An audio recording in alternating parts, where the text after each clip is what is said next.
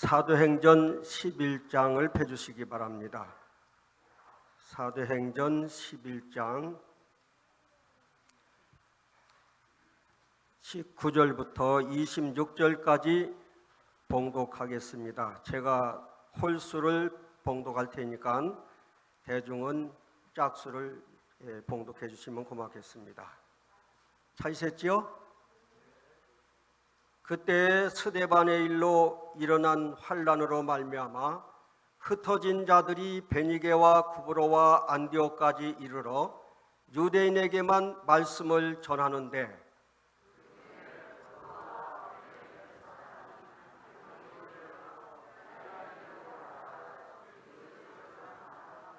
주의 손이 그들과 함께 하심에 수많은 사람들이 믿고 주께 돌아오더라.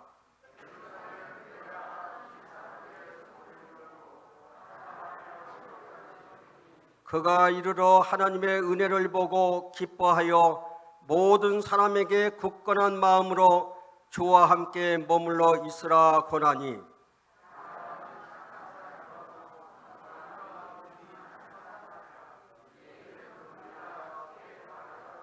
바나바가 사울을 찾으러 다소에 가서 10년간 모여 있어 큰 무리를 가르쳤고 제자들이 안디옥에서 비로소 그리스도인이라 일컬음을 받게 되었더라. 오늘 드릴 말씀은 그리스도인, 영어로 크리스찬이라고 그러죠. 이 제목을 가지고 말씀을 드리겠습니다. 먼저는 그 예수님에 대한 칭호입니다. 그 예수님에 대한 칭호가 몇 가지나 되는지 아십니까? 대략 한 50가지가 됩니다. 그 유대인들은 이름을 상당히 귀하게 여겼습니다. 이름을 질 때는 반드시 그 이름에 어떤 목적이 있고 그들이 원하고자 하는 어떤 계획이 있기 때문에 그 이름을 질 때는 상당히 신중하게 지었습니다. 하나님께서 이름을 지어주실 때에도 그 이름에는 반드시 뜻이, 의미가 부여되어 있었던 것입니다. 그래서 예수님에 대한 칭호를 아는 대로 몇 가지 얘기한다고 하면은 하나님, 예수님, 그리스도, 구세주, 창조주, 만왕의 왕, 평강의 왕, 여호와, 전능하신 하나님, 만주의 주, 임마누엘, 메시아, 왕, 성자, 인자, 미가엘, 주님, 하나님의 어린 양, 랍비, 독생자, 선지자, 하나님의 아들, 의원, 목자, 말씀, 생명의 떡, 세상의 빛, 문, 길, 진리, 포도나무, 부활, 모퉁이돌, 상속자, 반석. 제가 지금 나이란 것은 한 35가지가 됩니다. 이렇게 예수님에게 주어진 칭호가 많이 있는데 아무 때나 예수님, 아무 때나 미가엘, 아무 때나 그이다라고 쓰는 게 아니라 사건에 따라서 예수님의 이름을 부여한 것을 볼 수가 있습니다. 그러면 그리스도, 크라이스트, 이 원문을 보면은 크리스토스라고 헬라어에 되어 있습니다. 히브리어로는 메시아입니다. 그리스도나 메시아는 같은 뜻입니다. 그리스도, 메시아. 이 뜻은 기름 부음을 받은 자라는 뜻입니다. 기름 부음을 받았다. 기름 부음을 받았다. 이사야 61장 1절에 보면 주 여호와의 영이 내게 내리셨으니 이는 여호와께서 내게 기름을 부사. 누가복음 4장 18절에도 주의 성령이 내게 임하셨으니 기름은 뭘 상징하는 겁니까? 성령님을 상징하는 거예요. 기름 받았다. 성령님으로 충만한 능력을 받았다. 그 뜻입니다. 구약 시대에 기름 받은 자가 몇 종류가 있지요. 첫째는 왕으로 세움을 받았을 때는 그 제사장이 와가지고 머리에 기름을 붓고 안수를 했습니다. 제사장 그리고 선지자, 왕과 제사장과 선지자에게 기름을 부었습니다. 이 기름을 붓는다고 하는 것은 성령님의 임하심을 상징하는 것입니다. 그러면 예수님을 그리스도 메시아라 함은 첫째, 그는 선지자로서 사람 앞에서 아버지 하나님을 나타나기 위하여 이 땅에 오셨고, 두 번째는 그는 제사장으로서 하나님 아버지 앞에서 사람을 대표하기 위하여 오셨습니다. 셋째는 그는 왕으로서 그를 믿는 자들을 죄의 세력과 죄의 왕국으로부터 해방시키고 영광의 왕국에서 그들을 영원히 통치하시는 분. 그래서 베드로가 뭐라고 고백했습니까? 주는 그리스도시요 살아계신 하나님의 아들이십니다 할 때 예수님이 너무 기뻐하셨습니다. 이를 알게 한 것은 내가 한 것이 아니라 하나님께서, 성령님께서 너로 하여금 알게 했다고 말씀을 하셨습니다. 그리스도라는 뜻은 상당히 존귀한 겁니다. 선지자요, 제사장이요, 왕이라는 뜻입니다. 이 베드로가 신앙을 고백해 주는 그리스도시요, 거기에는 뭐가 포함되어 있는가 하면 당신은, 예수님은 왕이시요 선지자시요 제사장입니다. 이 구속사적인 가장 위대한 이름이 포함되어 있기 때문에 아주 매우 존귀한 이름인 것입니다.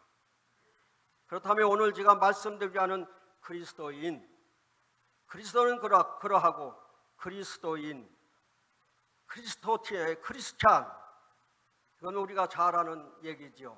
이 교회는 특별히 우리 제7안식일 예수 재림교회는 이 신자 수를 헤아릴 때 두 종류가 있습니다. 하나는 안식학교 반생수, 하나는 침례교인. 자, 여러분에게 한번 질문해 보겠습니다.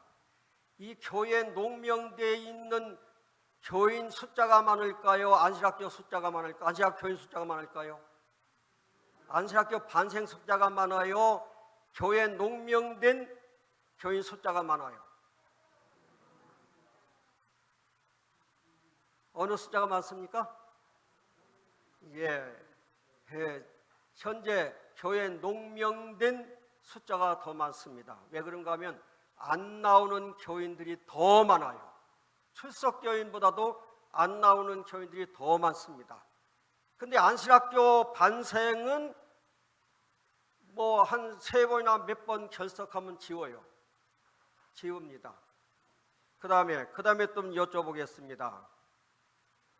크리스찬, 그 다음에 처치 멤버, 영어로 처치 멤버하고 크리스찬, 어느 것이 가장 존귀한 사람들입니까? 처치 멤버는 침례 안 받은 사람도 들어가고 손님 숫자도 들어갈 수가 있고 물론 침례 받은 사람도 들어갈 수 있고 하지만은 크리스찬은 그리스도인입니다.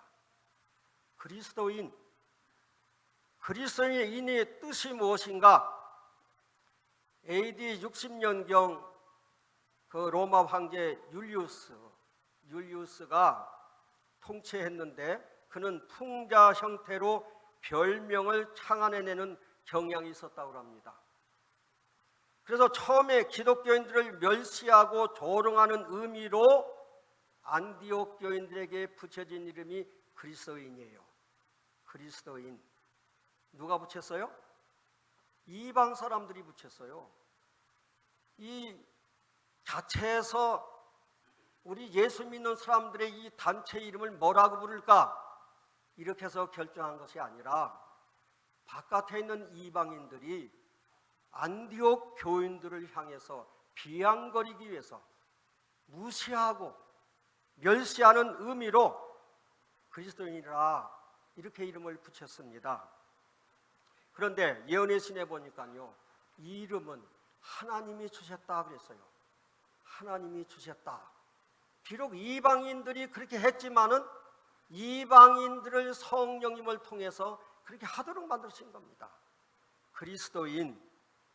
그래서 이 그리스도인이라는 칭호를 안디옥 교회에서 처음 사용하게 되었습니다.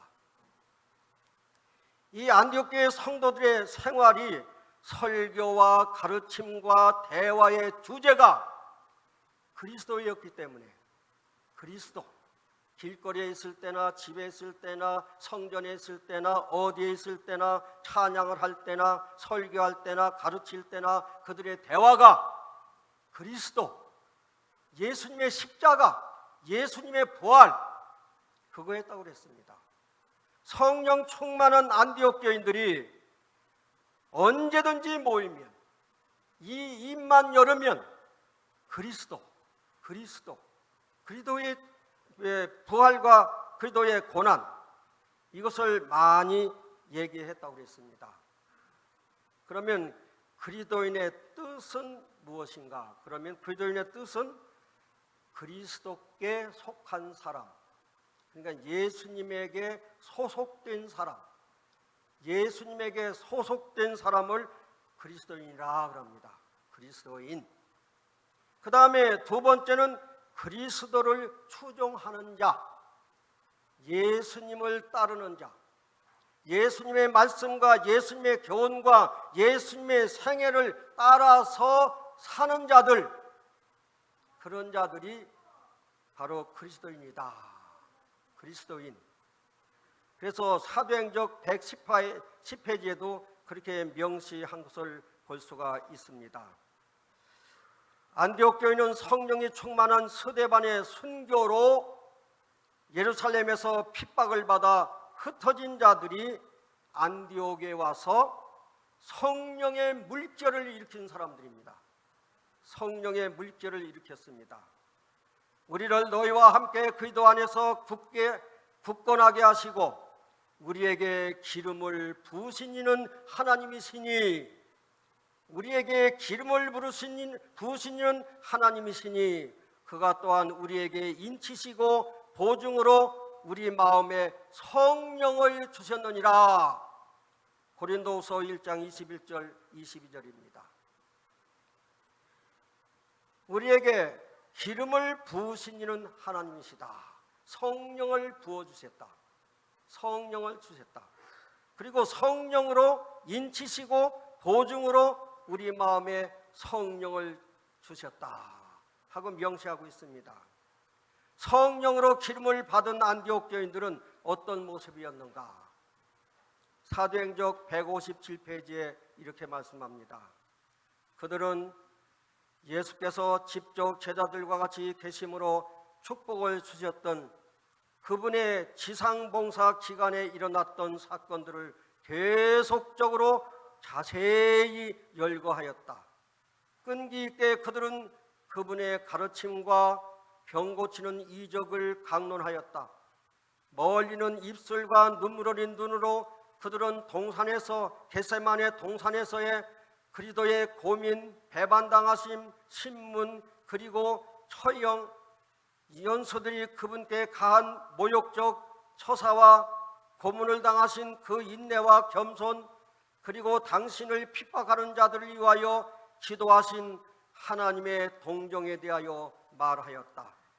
그분의 부활과 승천, 그리고 타락한 인류를 이루한 중보자로서의 하늘에서의 그분의 사업 등은 그들이 명상하기를 좋아하는 주제였다.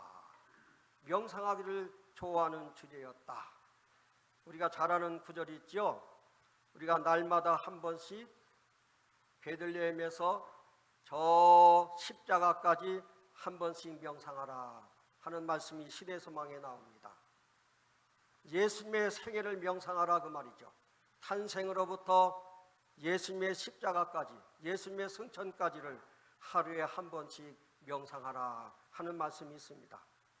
여기 안디옥 교인들이 예수님이 당하신 모든 일을 다 명상하기를 즐겨 했다고 그랬어요. 명상하기를 즐겨 했다고 그랬습니다.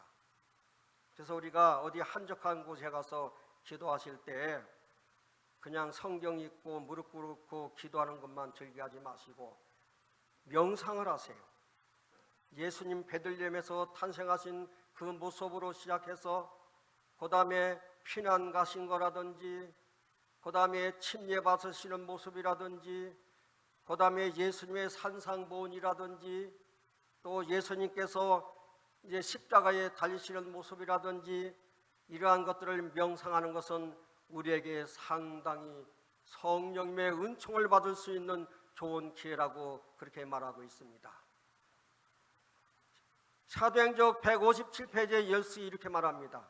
그들에게 안디옥 교인들에게 고귀한 이름을 주신 분은 하나님이셨다. 이것은 자신들을 그리스도께 연합하는 모든 사람들에게 주어진 고귀한 이름이다. 무슨 이름이 고귀한 이름이라고요? 그리스도인. 그리스도인이란 이름은 고귀한 이름이다. 고귀한 이름인가 동시에 하나님이 주신 이름이다. 하나님이 주신 이름이다. 그렇게 말씀하고 있습니다. 그 다음에 또 그들은 너희에게 대하여 일컫는 바 그 아름다운 이름을, 저는 아름다운 이름이라고 그랬어요. 아름다운 이름을 비방하지 아니하냐. 야고보서 2장 7절. 그리스도인. 그리스도인은 아름다운 이름입니다. 아름다운 이름, 고귀한 이름, 아름다운 이름, 그리스도인. 그리스도인입니다. 또 여기 이렇게 말씀합니다. 베드로전서 4장 16절에 만일 그리스도인을 고난을 받으며 부끄러워하지 말고 도리어 그 이름으로 하나님께 영광을 돌리라. 그 이름으로, 무슨 이름으로? 그리스도인 이름으로, 그리스도인 이름으로 하나님께 영광을 돌리라. 그리스도인의 이름으로 하나님께 영광을 돌리라는 것은 참 놀라운 우리의 특권이요 은혜인 것입니다. 첫째, 그리스도인은 세상 사람들과 구별된 사람들입니다. 구약시대에는 아까도 말했지만 구별된 사람에게 기름을 부었습니다. 아무에게만 기름을 부은 게 아니에요. 기름은 성령님을 상징합니다.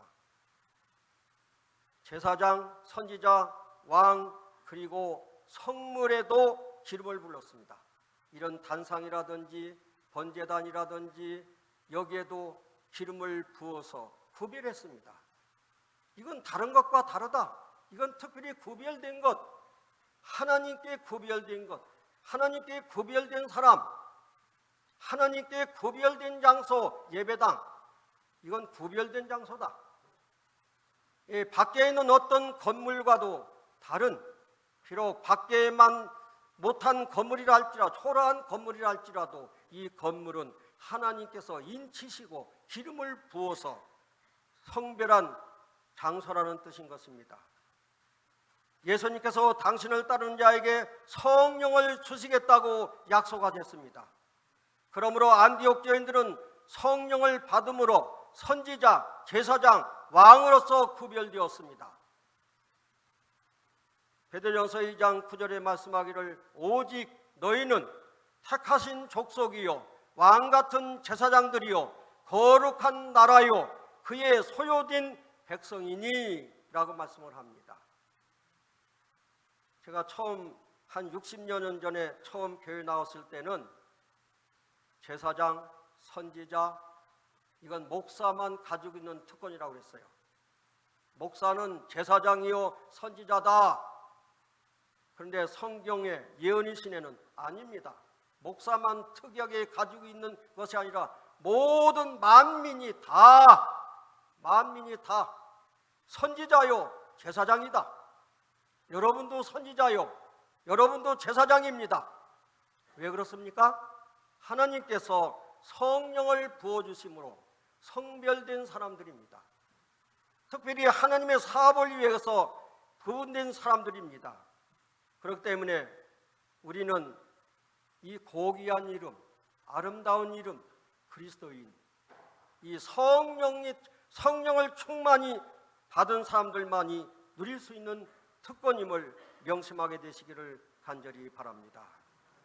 그리스도인이란 정의를 행함, 마음의 진실을 말함, 깨끗한 손을 가짐, 깨끗한 마음을 가짐, 혀를 악에서 금함, 악을 버림, 선을 행함, 성령의 열매가 맺힘, 기차 인자하게 행함, 불쌍히 여기고 서로 용서함 등등으로 성경에 명시된 것을 볼 수가 있습니다. 기름은 우리가 양식으로도 사용을 합니다. 시편 63편 5절에 말씀하기를 골수와 기름진 것을 먹음과 같이 내 영혼이 만족할 것이라 고 말씀하고 있습니다. 기름, 성령을 의미합니다. 성령을 의미합니다. 우리 음식 가운데 이 팻, 지방은 에너지를 우리에게 내게 만듭니다. 에너지. 그리고 이 기름, 우리가 기름을 막 먹으면 안 되지만은 이 기름을 적당히 먹게 되면은 육체가 건강하고 얼굴빛이 윤이 납니다. 근데 이 기름기를 잘 먹지 않으면 다는 아니겠습니다만은 얼굴이 거칠거칠하고 윤기가 나지 않고 그렇습니다. 마찬가지로 성령님을 충만히 받을 때 영적으로 건강하고 은혜가 넘칩니다. 건강한 자에게는 웃음이 있고 찬송이 있고 감사하는 마음이 있고 사랑이 충만합니다. 용서하고 위로하며 용기를 줍니다. 그러나 영적으로 고갈된 자, 성령님의 임재하심이 없이는 병듭니다. 그런 자는 불평하고 탄식하고 원망하고 시기하고 짜증이 절로 나옵니다. 안 된다, 못하겠다, 부정적인 소극적인 말을 합니다. 기름기가 없는 사람, 성령이 결핍되어 있는 사람은 영적으로 건강하지를 못합니다.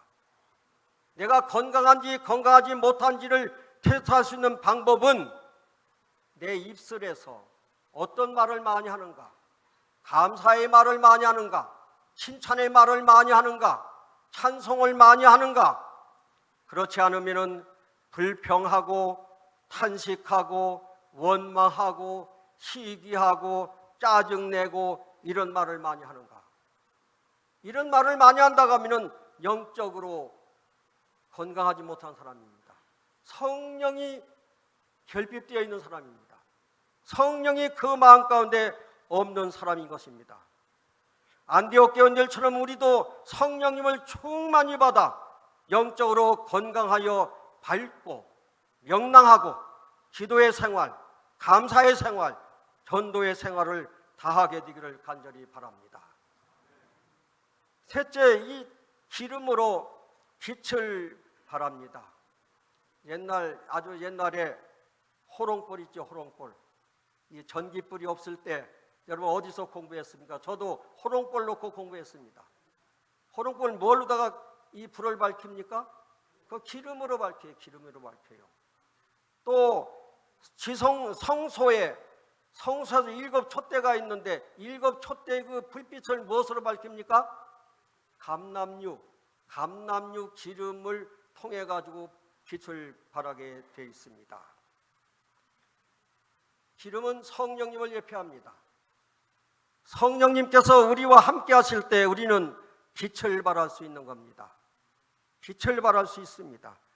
구약시대의 성막을 세 부분으로 나누었지요. 뜰과 번제단, 뜰에는 번제단과 물두멍이 있고 성소에는 뭐가 있었어요? 성소에는 떡상과 분향단과 7 촛대가 있었습니다.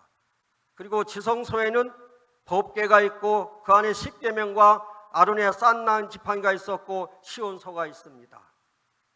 그런데 이 성소와 지성소는 캄캄한 곳입니다. 바깥에 일절 빛 한 줄기도 들어오지 못하도록 그렇게 되어 있는 장소가 성막입니다. 그 성막 안에 비치는 불은 단 한 가지 일곱 촛대에서 발하는 불빛입니다. 그 불빛을 통해서 불을 비치게 했던 것입니다. 시대 소망에 보면 성소 안의 모든 것들은 다 금으로 칠했어요. 일곱 촛대도 금으로 칠했어요. 거기 번제단도 금으로 다 장식되어 있어요. 이 천장에는 네 가지 실로 꼰 천사가 이렇게 내려다보고 있었습니다. 일곱 촛대에서 발하는 그 불빛에 의해서 성소 안에는 휘황찬란했다고 그랬습니다. 여기 있는 말씀 내가 그대로 한번 읽어보겠습니다. 성소 안에 나타난 영광스러운 광경은 말로써 묘사할 수 없었다. 황금 촛대에서 비치는 빛을 반사하는 순금으로 입혀진 벽돌과 찬란한 천사들을 훌륭하게 수놓은 빛나는 커튼의 찬란한 색조와 금빛으로 번쩍이는 떡상과 향단, 둘째 시장 너머의 거룩한 법궤와 신비한 그룹들, 그의 쇠키나 곧 여호와의 임재의 가시적 현현, 이 모든 것은 인간의 구속을 위한 사업의 중심이 되는 하늘에 있는 하나님의 성전의 희미한 반영에 지나지 아니하였다. 너무 아름다웠다고 그랬습니다. 그런데 이 성막의 지붕은 해달의 가죽으로 입혀가지고 우중충하게 보면은 그냥 햇빛에 찌달렸고요, 비가 오고 그저 바람 불고 이 사막에서, 그렇기 때문에 볼품 없는 겁니다. 볼품이 없는 거예요. 볼품이 없는 겁니다. 그러나 성소 안에만 들어가면, 성소 문을 열고 들어가면 일곱 촛대에서 비치는 그 불빛에 의해서 너무나 아름다웠다고 그랬습니다. 너무나 아름다웠어요. 이건 무엇을 표상하는가? 이건 무엇을 표상하는가? 여러분, 이사야 53장에 보면 예수님이 이 땅에 계실 때 흠모하는 것이 있었다고요, 없었다고요? 있었다고요, 없었다고요? 흠모할 만한 아무것도 없었어요. 예수님에게 무슨 학벌이 있습니까? 면회증이 있었습니까? 뭐가 있습니까? 뭐 백그라운드가 있습니까? 예수님은 정말로 볼품이 없었습니다. 사회적으로 모든 걸 봐서도 볼품이 없는 분입니다. 볼품이 없는 분이었습니다. 그러나 여러분이 예수님을 믿고 예수님 안에 들어가 보니까 정말 은혜가 넘칩니까? 정말 예수님을 영접하고 예수님을 믿고 보니까 정말 예수님은 매력 있는 분입니까? 예수님은 정말로 우리에게 매력 있는 분이시죠. 매력 있는 분입니다. 그러므로 우리는 수박꽃 핥기 신앙을 하지 마시기를 바랍니다. 수박꽃 핥기 신앙. 겉에 보면은 우중충한 이 성막이 볼품이 없어요. 아이고, 저거 정말 저거 참 볼품은 없구나. 그러나 그 안에 들어가 보면 너무나 아름답고 너무나 휘황찬란한 것입니다. 예수님 안에 들어가야 됩니다. 예수님 곁에서만 맴돌지 말고 예수님 안에 들어가든지 예수님을 우리 마음 가운데 영접하든지 둘 중 하나만 해야만 되겠습니다. 볼지어다 내가 문 밖에 서서 두드리노니 누구든지 내 음성을 듣고 문을 열면 내가 그에게로 들어가 그로 더불어 먹고 그는 나로 더불어 먹으리라. 계시록 3장 20절에 그 말씀이 있잖아요. 내가 문을 두드린다. 문을 좀 열어다오. 문을 좀 열어다오. 여기 문을 열면 내가 너에게로 들어가 너와 함께 먹으리라. 이 헬라 사람들은 아침 식사, 점심 식사, 저녁 식사, 이 식사의 그 단어가 달라. 이 단어가 달라요. 근데 여기 말한 단어는 데이프네소라는 단어인데 헬라어로 데이스네포, 저녁 식사입니다. 저녁 식사. 아침 식사가 아니고 점심 식사가 아니고 저녁 식사예요. 내가 문을 열면 내가 너에게로 들어가 나와 함께 먹으리니 무슨 식사예요? 저녁 식사예요. 여러분, 우리 한국도 저녁에는 식구가 다 모입니까? 출근했던 분들 다 퇴근해가지고 학생들도 아빠도 누구도 다 모여가지고 저녁 식사를 함께 나눕니다. 저녁에 모여 교제하며 즐기는 식사입니다. 격이 없이 부담 없이 웃으며 즐기는 저녁 식사입니다. 예수님께서 문을 두드리시는데 우리가 문을 열면 우리에게 들어와서 이렇게 하시겠다는 약속입니다. 여러분, 이 말씀을 기억하십시오. 창문을 열면 뭐가 들어오고, 창문을 열면 바람이 들어오고, 커튼을 열면 햇빛이 들어오고, 마음문을 열면 누가 들어와요? 예수님이 들어오신다. 예수님이 들어오신다. 우리 마음을 활짝 여시기를 바랍니다. 마음을 활짝 열고 예수님을 영접하게 되시기를 바랍니다.